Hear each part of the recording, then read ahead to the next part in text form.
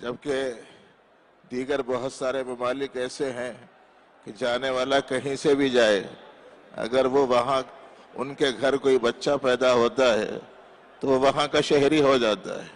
یہاں بڑی عجیب و غریب بات یہ ہے کہ یہاں پیدا ہوئے، خود پیدا ہوئے، اس کا باپ یہیں کا، اس کا دادا اور خاندان یہیں کا، اور اسے پیش کرنے کی ضرورت پڑ رہی ہے کہ تم یہاں کے ہو، اس کا ثبوت پیش کرو۔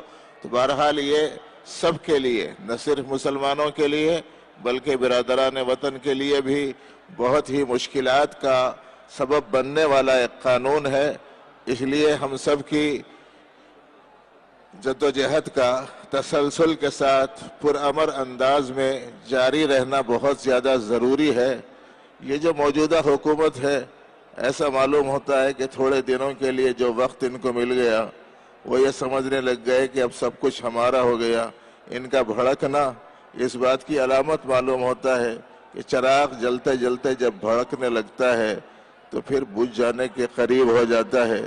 یہی صورتحال ان حکومتوں کی ہے۔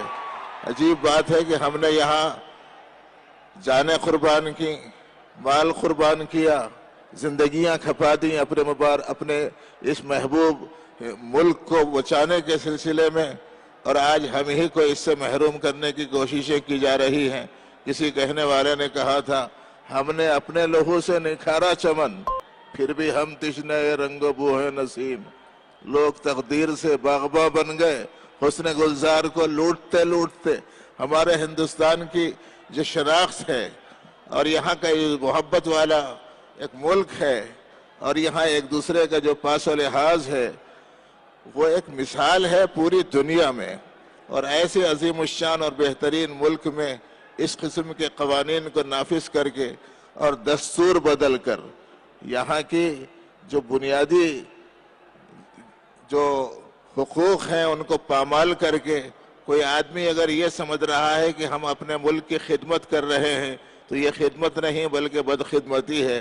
جس کے دل میں اپنے ملک کے لوگوں کے واسطے جگہ نہ ہو، جس کے دل میں اپنے ملک کے لوگوں کے واسطے جگہ نہ ہو، سوچ لیجئے کہ وہ کتنا بڑا، کتنا تنگ دل ہے۔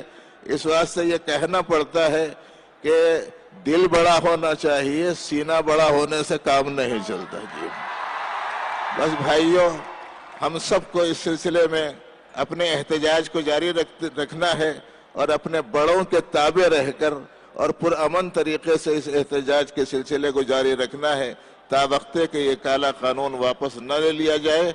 حق تعالیٰ جل شانہ ہم سب کی مدد و نصرت کرے اور ہمارے بڑوں کے بتائے ہوئے نقش قدم پر چلنے کی ہم سب کو توفیق دے۔